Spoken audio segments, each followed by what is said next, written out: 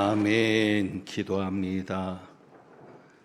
우리로 하여금 천국을 바라보며 천국을 꿈꾸며 천국을 향해 길을 잃지 않고 바로 나아갈 수 있게 하시는 주님의 은혜를 찬양합니다.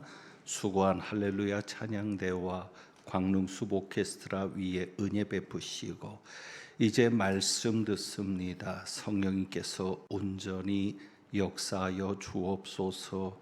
우리 주님 예수 그리스도의 이름으로 기도하옵나이다. 아멘. 어릴 때 율동하며 불렀던 찬양이 또 이렇게 귀한 성가곡이 되는 줄 몰랐습니다. 감사드립니다. 가끔은 습관적이고 일상적인 것을 좀 벗어나서 다르게 할 필요도 있는데 오늘은 이렇게 좀 인사하면 좋겠습니다. 이번 비 피해는 없으셨습니까? 한번 물어봅니다. 이번 비 피해는 없으셨습니까? 예, 있으면 있다고 대답하시고 교회에 알려주시면 좋겠습니다. 오늘 주보의 성도의 교제가 정말 힘든 때인데 기도할 것밖에 없습니다. 그래서 기도는 우리 영혼을 하나님으로 채우는 일입니다. 서로 기도 잃지 않도록 우리 격려하면서 인사합니다. 기도는 우리 영혼을 하나님으로 채우는 일입니다. 길어서 앞에만 쳐다보고 하시는 것 이해는 하는데 가끔 그래도 옆에를 봐주시면 좋겠습니다.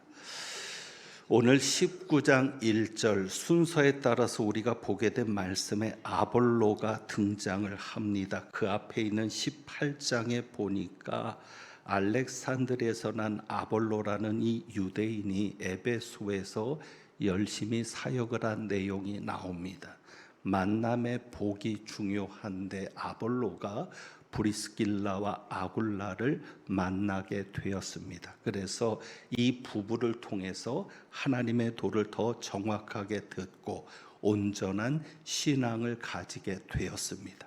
그리고는 에베소 교회에 여러 가지로 유익을 끼쳤습니다.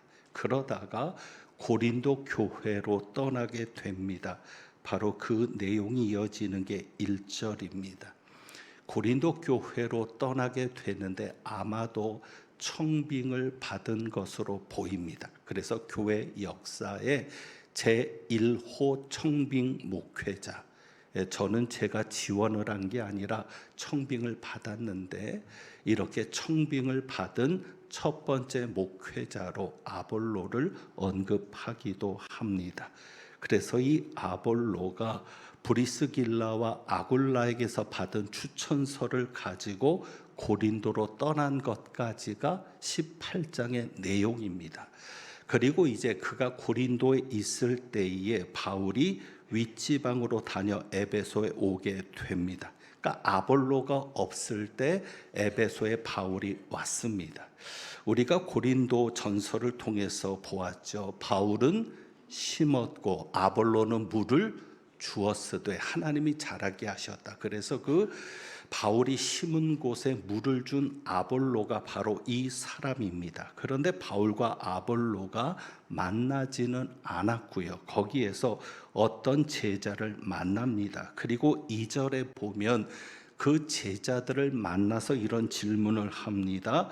너희가 믿을 때 성령을 받았느냐? 그러니까 이렇게 대답하죠. 아니라 우리는 성령이 계심도 듣지 못하였노라.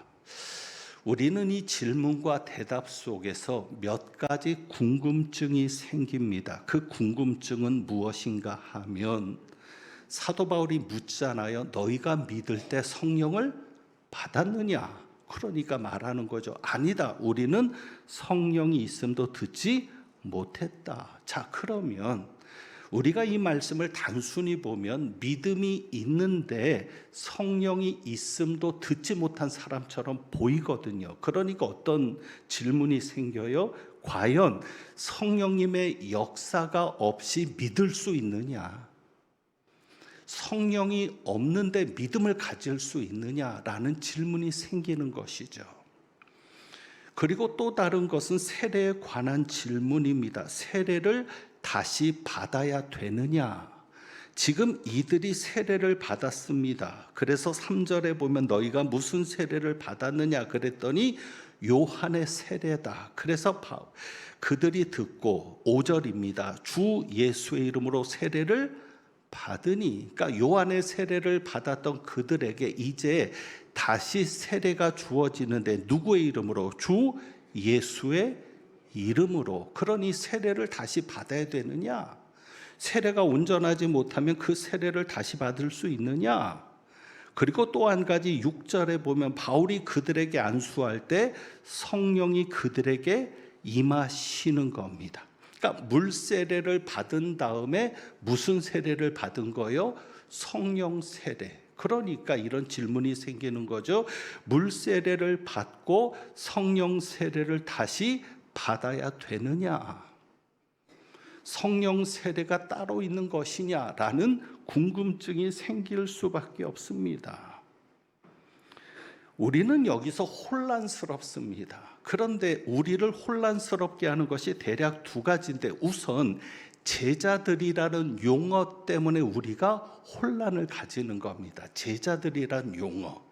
그러니까 제자들이라고 하면 우리는 예수 믿는 제자들을 생각하거든요.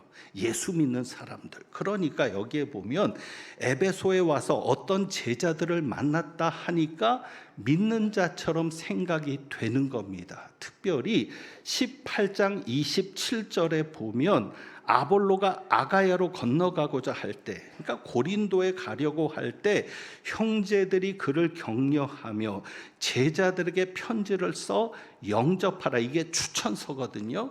이 제자들은 누구겠습니까? 고린도 교회에 있는 제자들. 그러니까 고린도 교회에 있는 성도들입니다. 그들에게 추천서를 주는 겁니다. 그러니까 18장 27절의 제자들은 예수 믿는 사람들이 분명합니다. 그러니까 이 18장의 제자들이라고 쓴 그 단어를 19장 1절에 제자들이라고 똑같이 쓰고 있으니까 19장 1절에서 바울이 만난 이 사람들도 믿는 자처럼 보이는 겁니다.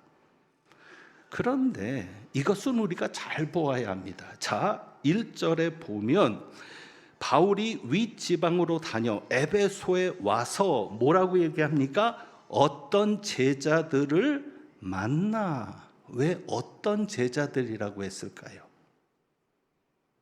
그냥 제자들이면 제자들인데 어떤 제자들? 그것은 누구의 제자들인지가 명확하지 않다는 겁니다. 그러니까 제자들이라는 용어를 쓴 것은 누가가 사도행전을 기록하면서 쓴 건데, 누가가 볼 때는 제자들처럼 보였다는 것입니다. 예수 믿는 자들처럼 보였다는 겁니다. 그런데 바울이 보니까 예수 믿는 것처럼 보이지 않았거든요. 그들의 믿음을 인정하지 않은 겁니다. 왜? 바울의 질문을 보면 알 수 있습니다. 어떤 질문이요? 2절, 너희가 믿을 때 성령을 받았느냐? 너희가 믿을 때 성령을 받았느냐? 이것이 헬라어 시제로는 동시적으로 일어나는 사건인 겁니다. 그러니까 믿는 사건과 성령을 받는 것이 동시적으로 일어나는 겁니다. 믿은 다음에 성령을 받는 게 아니라 이것이 동시적으로 일어나는. 그러니까 바울이 질문하는 이 질문만 가지고도 믿은 다음에 성령을 따로 받아야 되는 게 아니라 믿으면 무엇을 받은 것이다? 성령을 받은 것이다. 다시 말하면 믿음이 없이는 성령을 받을 수 없고, 성령을 받으면 반드시 믿음이 생기는 것이고. 그래서 바울이 이 질문을 하는 이유가 있습니다. 왜 이 질문을 했겠습니까? 너희가 믿을 때 성령을 받았느냐? 그러니까 이 에베소에서 어떤 제자들을 만났는데 이들이 믿음이 있는 자처럼 보였다는 거예요. 말하는 것일 수도 있고요. 그런데 바울이 보니까 뭔가 이상한 거죠. 무엇이 이상합니까? 믿는다고 하는데 성령을 받은 것처럼은 보이지 않는 겁니다. 바울이 생각할 때 믿으면 반드시 성령 받은 사람으로 보여야 되는데, 왜? 성령을 받지 않고는 믿음을 가질 수 없으니까. 그런데 이들이 믿는다고는 하는데 자기들이 믿음이 있는 것처럼 생각하게 만들었겠죠. 그런데 바울이 보니까 무엇은 받지 않았다? 성령을 받지 않았다. 그래서 너희가 믿을 때 성령을 받았느냐? 그런데 실제로 이 사람들은 성령이 계심도 듣지 못하였노라 말하는 겁니다. 그러니까 성령을 받지 않은 게 분명하죠. 그러면 성령을 받지 않았는데 어떻게 믿을 수 있느냐? 결국 바울은 이들의 믿음을 인정하지 않는 겁니다. 그러면 이 제자들이 누구냐? 예수를 믿지 않는 것이 분명한데 이 제자들이 누구냐? 이 제자는 세례 요한의 제자들로 생각이 됩니다. 왜요? 성경의 문맥을 따라서 가보면 누구의 이야기 가운데 이 제자들이 등장합니까? 아볼로. 자, 아볼로가 18장 25절에 보면 그가 일찍이 주의 도를 배워 열심으로 예수에 관한 것을 자세히 말하며 가르쳤습니다. 예수에 관한 것을 자세히 말하며 가르쳐서 성경에 능통해서 구약 성경을 가지고 예수에 관한 것을 가르쳤는데 세례는 누구의 세례만 알더라?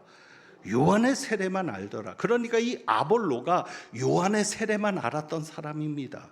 그 아볼로가 등장하는 이야기 가운데 제자들이 나오니까 이 제자들도 누구의 세례만 알았던 사람들입니까? 요한의 세례만 알았던 사람들입니다. 그래서 그들이 그렇게 말하는 거죠. 우리가 요한의 세례를 받았다라고 얘기하는 겁니다. 그래서 이들이 받은 요한의 세례인데 이것은 이들의 믿음이 불완전했다는 겁니다. 만약에 믿음이 완전했으면 요한의 세례를 받지 말아야 합니다. 아니, 요한의 세례를 받았다고 해도 제대로 된 세례를 받아야 합니다. 제대로 된 세례가 무슨 세례입니까? 거기 5절입니다. 그들이 듣고 무슨 세례? 주 예수의 이름으로 세례. 요한의 세례가 아니라 주 예수의 이름으로 세례를 받아야 하는 겁니다. 요한의 세례는 무슨 세례예요? 바울이 말하거든요. 요한이 회개 세례를 베풀며 백성에게 말했다. 그러니까 요한의 세례는 무슨 세례입니까? 회개 세례. 그러니까 회개하는 자들은 요한의 세례를 받는 거예요. 그게 사도 요한의 제자들의 모습입니다. 세례 요한.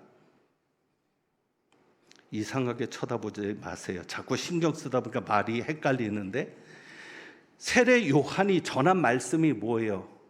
회개하라, 천국이 가까이 왔다. 천국에 들어갈 자는 무엇을 합니까? 회개합니다. 회개하는 자는 와서 세례를 받는 겁니다. 그래야 구원받는다고 생각하는 겁니다. 그러니까 요한의 세례는 회개 세례인데 문제는 우리가 죄인임을 깨닫고 회개하는 것이 중요하지만 그러나 여기에만 머무르면 우리의 믿음은 불완전하신 것이고 우리의 구원은 완성되지 않습니다. 왜?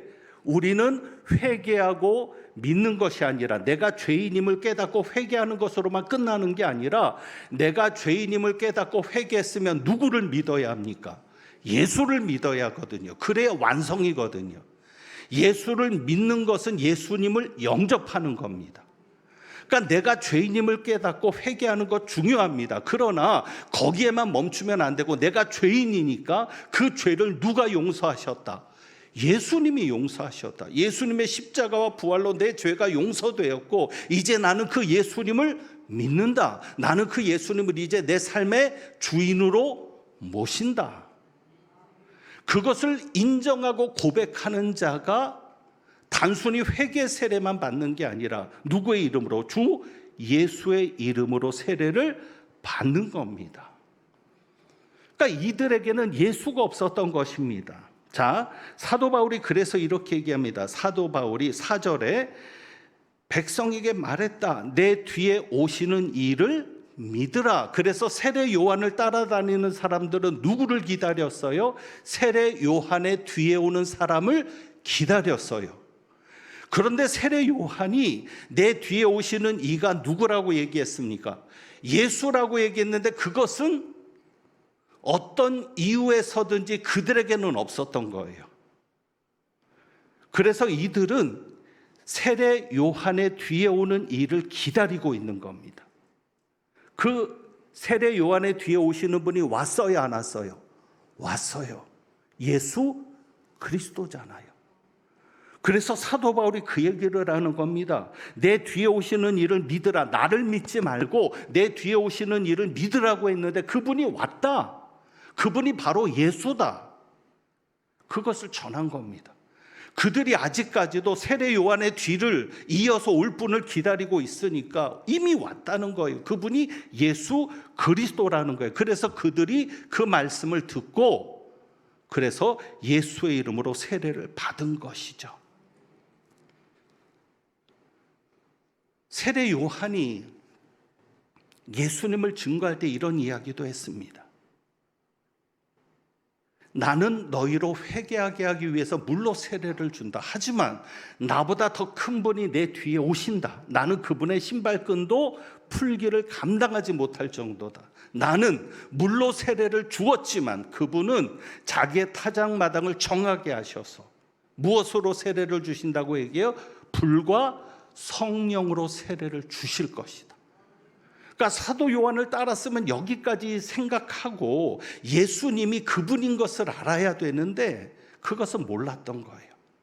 그러니까 성령으로 세례를 주시는 분을 기다리고 있었을지 모르죠. 그런데 바울이 그것을 전하는 겁니다. 그래서 그들이 주 예수의 이름으로 세례를 받고 그리고 바울이 안수할 때 성령이 그들에게 임하는 겁니다. 그러니까 이들은 성령 세례가 성취되었다는 것도 알지 못하고 있는 거예요.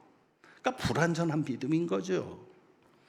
그런데 여기에 그들이 듣고 주 예수의 이름으로 세례를 받았다. 세례를 준 주체가 누구냐?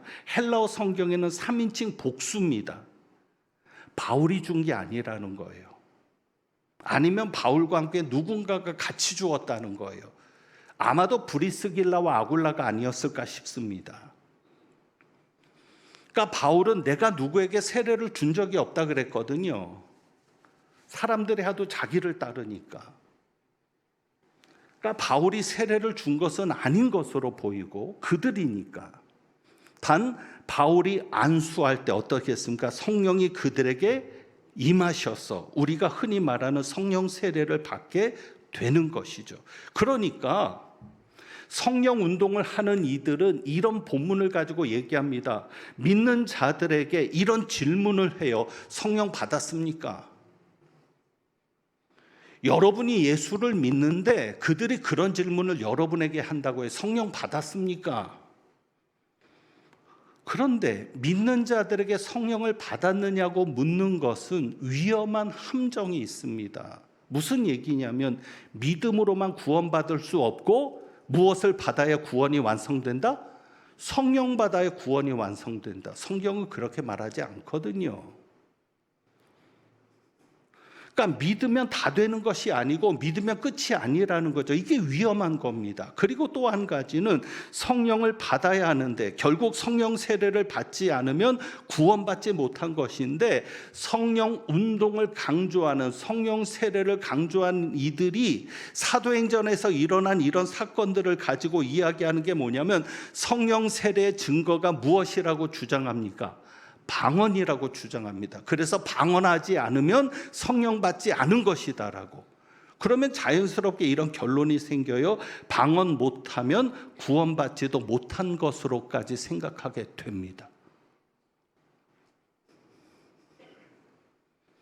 물론 긍정적인 효과는 있었어요. 뭐냐면 사람들이 막 방언하려고 애를 써요. 왜? 방언하지 못하면 성령 받지 못한 것이고 방언하지 않으면 구원받지 못하는 것이니까. 그러다 보니까 성령님의 역할이 축소되었는데 오순절주의자들에 의해서 성령의 역사를 강조하는 이들에 의해서 성령의 역사가 주목받는 귀한 기회가 됐고 또 한 가지는 그만큼 간절하게 사람들이 누구를 사모하게 되었다? 성령님을 사모하게 되었다는 것이죠. 방언 때문에 성령님을 사모하게 되는 이런 긍정적인 결과도 있었지만 이제 질문을 해봅니다. 여러분이 받은 구원을 한번 돌아보십시오. 성령님 없이 구원받을 수 있습니까? 성령님의 역사가 아니고는 예수 믿을 수 있습니까? 예수 믿는 사람 속에 성령님이 계시지 않을 수 있습니까? 없습니다. 방언을 하지 못하면 구원받지 못한 것입니까? 아닙니다. 성경은 그것을 이야기한 구절이 한 구절도 없습니다. 실제로 초대 교회는 사도행전이나 서신서들을 보면 믿음과 예수 그리스도를 믿는 것과 성령을 받는 것을 별개로 구분시켜서 가르치지 않고 있습니다. 다시 말하면 믿으면 성령 받은 거고 성령 받아야만 믿는 거고, 그러니까 믿음이 있다는 것은 성령을 받았다는 증거고 성령을 받았다는 증거는 방언이 아니라 믿음이라는 거죠. 한 가지 구절만 가지고도 충분하게 증거를 삼을 수 있습니다. 고린도전서 12장 3절 사도 바울이 말하죠. 하나님의 성령으로 말하는 자는 누구든지 예수를 저주할 자라 하지 않는다. 하나님의 성령이 그 안에서 역사하는데 어떻게 예수를 저주할 자라고 말하느냐? 그러니까 성령의 역사가 없이는 예수님을 제대로 말할 수 없다는 거예요. 그리고 이렇게 얘기하죠. 성령으로 아니하고는 예수를 누구라 할 수 없느니라, 주시라 할 수 없느니라. 그러니까 예수를 주라고 하는 사람은 이미 그 속에 누가 계시는 거다? 성령님이 계시는 거다. 사도 바울이 말하는 겁니다. 성령이 아니면 절대 예수를 주라고 할 수 없어요. 그런데 이것이 분명한 것은 사실 우리는 너무 쉽게 예수를 믿거든요. 왜? 여러분은 예수님을 주님이라고 부르는데 조금의 주저함이나 두려움도 없습니다. 두려울 게 뭐 있어요? 예수님은 주님이십니다. 주여 주여 하는데 두려워하는 분 있어요? 없어요. 그런데 로마 시대는 아니었다고요. 로마 시대는 예수를 주라고 하는데 목숨을 걸어야 했습니다. 왜? 그때 로마인들에게 있어서 주는 누굽니까? 황제입니다. 퀴리오스라는 말은 황제에게만 말할 수 있는 이름이었습니다. 황제에게만 퀴리오스라고 하는 거예요. 그러니까 황제가 신인 거예요. 그러니 만약에 내가 예수를 믿는다고 해서 황제를 주여라고 하지 않고 예수님을 향해서만 주여라고 한다면 왜? 기독교인들은 인정할 수 없는 거예요. 어떻게 황제가 신이냐? 하나님밖에는 신이었고 하나님이 보내신 하나님의 아들 예수가 진정한 메시아고 우리의 주님이라는 거죠. 그래서 기독교인들은 오직 주님이라는 말을 누구에게만? 예수님에게만 했거든요. 그러면 붙잡혀가는 겁니다. 사자밥이 되고 그리고 원형 경기장을 밝히는 횃불이 되는 겁니다. 단두대 목을 내놓을 수도 있고요. 그러면서 예수를 부인하라고 하죠. 황제를 향해 주라고 하라고 하죠. 그러니 죽음을 내놓고 예수님을 주님이라고 말하는데 내 힘만으로 할 수 있습니까? 없습니까? 없습니다. 누가 역사해 주셔야 합니까? 성령님.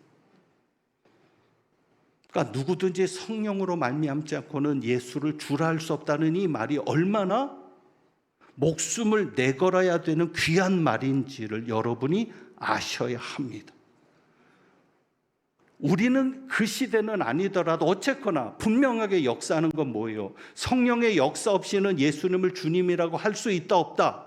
없다. 그러니 여러분이 예수가 주님이신 것을 믿으면, 여러분이 예수님을 주님이라고 부르면 여러분은 성령을 받은 자다 안 받은 자다? 받은 자다. 그래서 우리가 이런 질문을 만약에 해본다면 성령은 언제 받습니까? 그러면 성령님은 언제 받는 겁니까? 라고 질문을 한다면 정확하게는 몰라요. 왜? 성령님이 눈에 보이게 역사하시는 영이 아니거든요. 그리고 성령님이 하나님이시니까 공식을 가지고 움직이시는 분이 아니에요. 2 더하기 2는 4라고 딱 떨어지는 역사가 아니라, 그러니까 모르는데 이렇게는 대답할 수 있습니다. 자, 회개하고 예수를 믿으면 그 사람은 이미 성령을 받았습니다. 성령을 언제 받습니까? 라고 물으면 모릅니다 해도 돼요. 하지만 예수를 내가 회개하고 예수를 믿으면 그 사람은 이미 성령을 받았습니다. 그러니 나도 성령을 이미 받은 자입니다. 내가 성령을 언제 받았는지는 모르지만 이미 나는 성령을 받은 자입니다. 그래서 오늘 2단계 구원인데요. 여러분, 성령 운동을 하는 이들은 2단계 구원을 얘기합니다. 회개하고 예수를 믿는 첫 번째 단계가 있어야 되고 그것으로 안 된다는 거죠. 계단처럼 그 계단을 거쳐서 어디까지 성령 세례를 받는 단계를 얘기하는 겁니다. 그래야 구원받는다는 것인데 아닙니다. 동시적으로 일어나는 겁니다. 그러니까 정리합니다. 성령께서 역사하지 않으면 진정한 회개가 일어날 수 있어요, 없어요? 없어요. 처음에는 그냥 설교를 듣고 그래 내가 죄인이다라고 내 생각으로 죄인임을 인정할 수 있는데 성령께서 역사하면 정말 통곡이 일어나거든요. 내가 죄인임이 절절해지거든요. 그러니까 성령의 역사가 없으면 죄인이라는 깨달음도 없고 진정한 회개가 일어날 수 없고 성령님의 역사가 없으면 예수를 주라고 시인할 수도 없고 예수 그리스도를 나의 구주로 믿을 수도 없습니다. 그런데 왜 사도행전에서는 바울이 안수할 때 성령이 임했는가? 세례를 받을 때 성령이 임하면 이게 동시적인 사건이다라고 좀 생각이 되는데 세례를 받고 난 다음에 바울이 안수할 때 그 제사에 성령이 임하거든요. 더더욱 헷갈리는 것은 사도행전 8장입니다. 사도행전 8장. 사마리아 교회입니다. 빌립이 스데반의 순교 이후에 예루살렘에만 머물러 있던 그리스도인들이 흩어지게 되는데 그 중에 빌립이 사마리아에서 복음을 전합니다. 그래서 그들이 복음을 받은 거죠. 자, 그런데 17절에 보면 이에 두 사도가 그들에게 안수함에 성령을 받는지라. 여기에서도 사도들, 두 사도는 누구냐면 그 앞에 14절에 베드로와 요한입니다. 베드로와 요한이 안수할 때 성령을 받았어요. 예수 믿을 때 성령을 받은 게 아니에요. 그러니까 사마리아 교회의 이 사람들은 예수 믿는 자들이었음이 분명합니다. 에베소에는 분명하지 않지만, 그리고 에베소는 세례 요한의 세례만 알았으니까 믿음이 온전하지 않다는 것은 명확한데, 그래서 헷갈리지 않을 수 있는데 사마리아 교회는 좀 달랐습니다. 사마리아는 자 14절 예루살렘에 있는 사도들이 사마리아도 하나님의 말씀을 받았다함을 듣고, 이것은 구원받았다는 얘기거든요. 그래서 베드로와 요한을 보내는 겁니다. 그들이 내려가서 그들을 위하여 성령 받기를 기도한 겁니다. 왜냐하면 16절에 이는 아직 한 사람에게도 성령 내리신 일이 없고 성령은 내리시지 않았는데 무엇으로? 주 예수의 이름으로 세례만 받았습니다. 예수의 이름으로 받는 세례, 구원받은 겁니다. 그러니까 이것을 가지고 주장하는 게, 봐라, 세례만 받아서는 안 된다. 예수 믿고 구원받는 것이 끝이 아니라 성령 세례를 받아야 된다. 그러니까 베드로와 요한이 안수하는데 성령을 받는 겁니다. 왜 그럴까? 이것은 그 당시 초대교회 특수한 상황인 거죠. 왜요? 자, 특별히 여기가 사마리아입니다. 그리고 아까 거기는 에베소입니다. 예루살렘이 아닙니다. 복음이 제대로 전해지지 않았던, 교회도 없는 곳에 사람들이 성령을 받았다고 하는데, 그래서 가보니까 방언을 합니다. 그런데 여러분, 그 방언이 성령께서 주신 방언이라고 확신할 수 있겠습니까? 없겠습니까? 불확실한 거죠. 왜? 교회도 없었던 곳에. 그리고 사마리아인들이고 이방인들인데 혹시 마귀 방언일 수 있지도 않나? 그리고 옆에서 방언하면 꼭 흉내내는 사람들도 있거든요. 자기는 방언 못한다면 창피할까 봐. 그러면 꾸며낸 방언일 수도 있는데 그것을 누가 확증할 수 있습니까? 지금 우리처럼 성경 66권이 있는 것이 아니에요. 그때는 무엇만 있었어요? 구약 성경만 있었어요. 성령의 역사에 대한 기록은 없는. 그리고 체험적인 자료들이 쌓여 있지 않아요. 우리는 초대교회부터 부흥 때까지 우리 한국교회만 해도 성령의 역사가 나타난 많은 자료들이 있잖아요. 그런데 그런 자료들도 없는 그 시대에 성령이 역사한다고 하는데 과연 누가 확증해 줄 수 있겠습니까? 자, 여기에 보면 시몬이 등장을 합니다. 자, 시몬이 등장하는데 18절에 이에 두 사도가 그들에게 안수하며 성령을 받을 때 시몬이 사도들의 안수로 무엇을 봅니까? 성령 받는 것을 봅니다. 자, 고린도 교회만 해도 방언이 터지고 예언하는 사람들이 많았어요. 자, 여기 마술사 시몬이 성령 받는 것을 봅니다. 그럼 성령 받는 게 눈에 보입니까? 안 보입니다. 눈에 보이지 않아요. 왜? 성령은 보이지 않는 하나님의 영이거든요. 그래서 성령이 임의로 역사하시는 겁니다. 바람이 어디로 가는지 보이지 않는다는 거죠. 단지 소리를 듣고 안다는 거죠. 마찬가지로 성령이 보이지 않는데 어떻게 성령 받는 것을 보느냐? 무엇 때문에? 방언 때문에. 오순절이 그랬고, 그래서 고넬료 가정이 베드로의 말씀을 들을 때 성령이 내려오시니 고넬료 가정에 어떤 역사가 일어났습니까? 방언을 말하고 하나님의 높임을 베드로와 함께 있던 유대인들이 듣습니다. 그러니까 인정하는 겁니다. 우리와 똑같은 성령의 역사가 나타났다. 아까 에베소 교회도 방언이었습니다. 여기는 방언이라는 말은 없지만 눈에 보이는 성령의 역사가 나타났습니다. 자, 그러면 이것이 진짜 성령의 역사라는 것을 누가 인정해 줘야 합니까? 사도들이. 아시겠어요? 사도들이. 그래서 이 시대에는 사도들이 가서 기도할 때만 성령이 역사하는 겁니다. 왜? 그래야 이들이 받은 성령이 진짜 성령의 역사라는 거죠. 그러니까 구원받은 다음에 성령을 받아야 되는 게 아니라 시대가 그런 거예요. 저는 누구보다도 방언 기도를 많이 합니다. 제가 중고등학교 때 방언을 받아가지고 그때부터 방언 기도를 굉장히 많이 했는데 저는 전철을 타고 다니고 버스를 타고 다닐 때도 방언으로 기도합니다. 제가 이 방언에 대해서 부인할 수 없는 것은 뭐냐면 방언 기도하기 전과 방언 기도한 후에 저의 삶은 완전히 달라졌습니다. 그 체험은 말로 못합니다. 신비한 체험들은. 그리고 저는 통역도 했었습니다. 그렇게 방언 기도를 했던 제가 저희 광릉내 교회에 와서는 방언의 회의를 가지게 되었습니다. 정말 방언 기도가 성령의 역사 맞는가? 왜요? 방언 기도를 하는데 전혀 아닌 거거든요. 무엇이 아닙니까? 인격이 아닙니다.